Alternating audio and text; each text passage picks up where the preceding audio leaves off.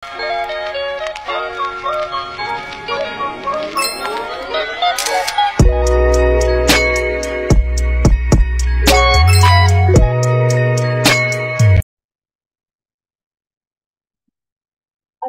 warahmatullahi wabarakatuh. Shalom, Om Swastiastu, Namo Buddhaya, Salam Kebajikan.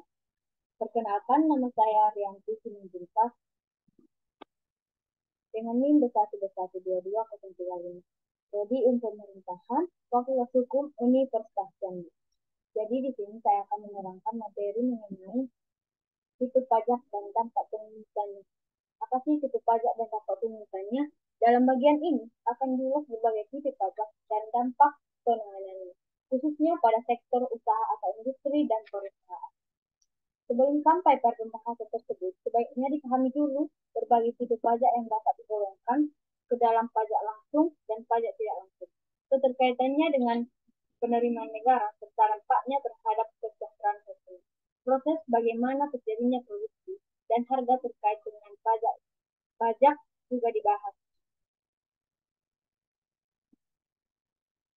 Yang pertama, pajak langsung dan pajak tidak langsung. Pengertian pajak langsung dan tidak langsung adalah yang dimaksud dengan pajak langsung ditinjau dari segi tata usaha dengan negara adalah pajak yang dikenakan berdasarkan atas surat ketetapan pajak atau kohim dan pengenangannya dilakukan secara berkala, misalnya setiap tahun atau dikenakan pada waktu-waktu yang tertentu. Sedangkan yang dimaksud dengan pajak tidak langsung menurut interpretasi tata usaha negara adalah pajak yang pemungutannya tidak dilakukan berdasarkan atas surat ketetapan pajak atau kohim dan penghinaannya tidak dilakukan secara berkala.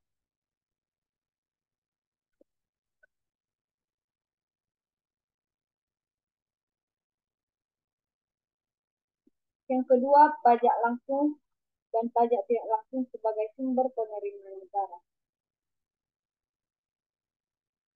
Berbagai macam sumber penerimaan negara. Di Indonesia, penerimaan rutin atau penerimaan dalam negeri berasal dari baik dari pajak dan penerimaan bukan atau PNBP. Dan ternyata penerimaan rutin yang berasal dari pajak merupakan bagian penerimaan yang terbesar. Kalau diteliti lebih mendalam lagi, maka akan tampak bahwa pada awalnya penerimaan negara terutama berasal dari pajak tidak langsung, baru kemudian beralih ke pajak tidak langsung.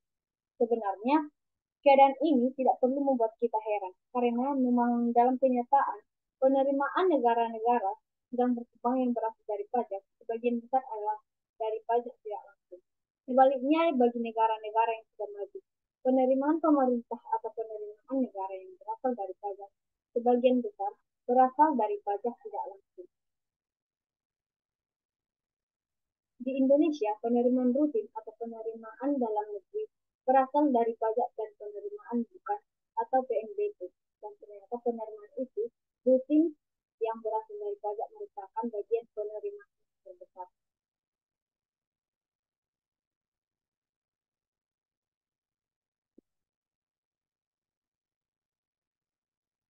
Kebaikan dari pajak tidak langsung ialah yang pertama, untuk anggaran pendapatan negara dapat dikatakan bahwa hasilnya lebih stabil jika dibandingkan dengan hasil dari pemungutan pajak tidak langsung. Kedua, orang-orang yang menghasilkan orang-orang yang penghasilannya kecil dan sukar untuk dikenai pajak pendapatan dapat diikutsertakan dalam pengumpulan dana yang dikehendaki oleh pemerintah. Yang ketiga, biaya pemungutan yang rendah. Yang keempat, teknik pemungutannya sederhana, sehingga tidak menyulitkan administrasi pajak.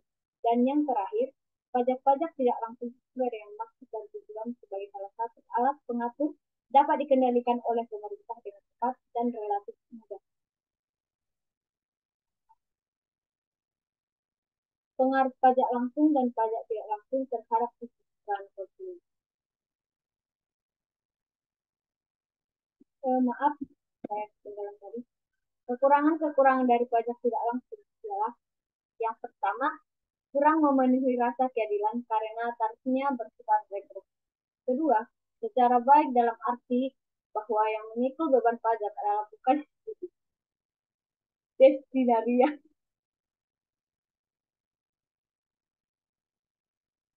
Yang ketiga, sebagai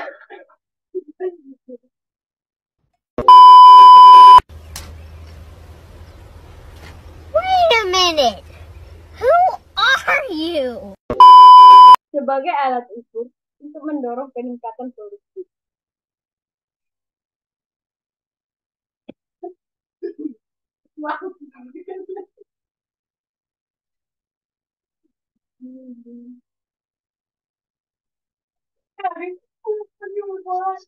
Pengaruh pajak langsung dan pajak tidak langsung terhadap kesejahteraan konsumen. Kita bicarakan sekarang bagaimana pengaruh pajak langsung dan pajak tidak langsung terhadap kesejahteraan konsumen. Kita misalkan saja pajak penghasilan sebagai pajak yang mewakili pajak langsung dan PPN atau pajak penjualan sebagai pajak yang dikenakan pada setiap satuan barang yang dijual sebagai pajak yang mewakili pajak tidak langsung. Pemerintah ingin meningkatkan penerimaannya dengan menarik pajak dan pemerintah mempunyai alternatif apakah mengenakan pajak penghasilan atau PPN atau pajak penjualan untuk peningkatan penerimaan itu.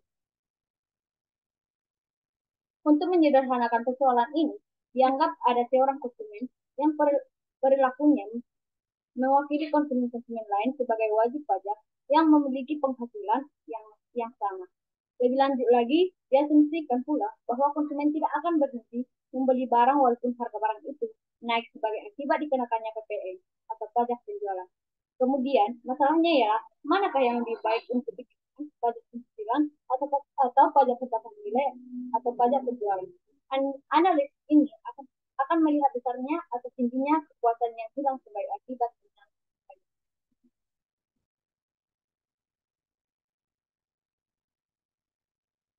dampak pajak terhadap harga pasar dan keuntungan produsen.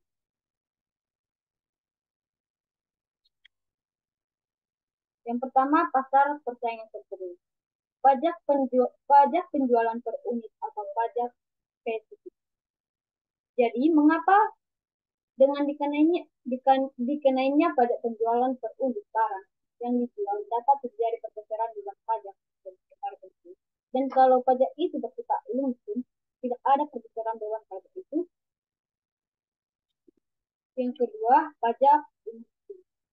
Bagaimana kalau pajak itu bersifat langsung? Artinya, tidak tergantung pada banyak atau sedikitnya barang yang dijual atau dijual.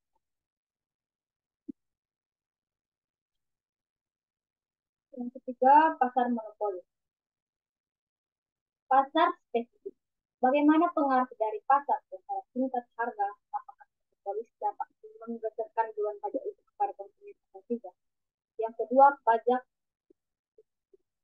Sekarang, kalau pajak itu bersifat langsung, maka akan menambah biaya tetap, sehingga pengaruhnya terhadap kurva biaya marginal tidak ada dan hanya mempengaruhi besarnya rata-rata, sehingga hanya menggeser kurva biaya rata-rata ke atas. Kesejahteraan yang hilang karena pajak. Yang pertama, semua cara pembiayaan pengeluaran negara, termasuk pajak, pasti menimbulkan beban. Dalam beberapa hal, suatu pemungutan pajak akan menimbulkan beban yang lebih berat dibanding nilai pajak yang dapat dipungut. Kelebihannya beban yang ditimbulkan oleh pajak itulah yang disebut dengan kesejahteraan yang hilang karena pajak atau welfare cost of taxation. Jadi, sebagai contoh, misalnya, suatu pajak penjualan atau PPN dikenakan pada penjualan mesin cuci, tetapi pajak itu dikenakan sedemikian sehingga harga mesin cuci menjadi mahal dan produksi mesin cuci menurun sampai nol. Dalam hal demikian, berarti tidak ada biaya langsung dari suatu pajak sebab tidak ada penerimaan pajak yang dapat ditentukan oleh pemerintah.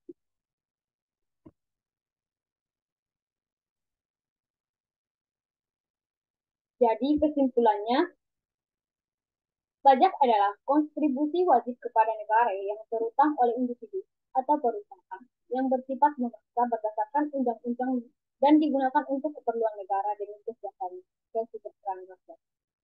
Jenis-jenis pajak yang pertama, pajak penghasilan atau PPPH. Kedua, pajak pertambahan nilai atau PPPN. Yang ketiga, pajak penjualan atas barang mewah. Yang keempat, bea materai. Dan yang terakhir, pajak bumi dan bangunan. Sekian hasil presentasi saya. Semoga apa yang saya sampaikan bermanfaat bagi kalian. Jangan lupa subscribe dan like video saya. Saya akan tunggu. Terima kasih.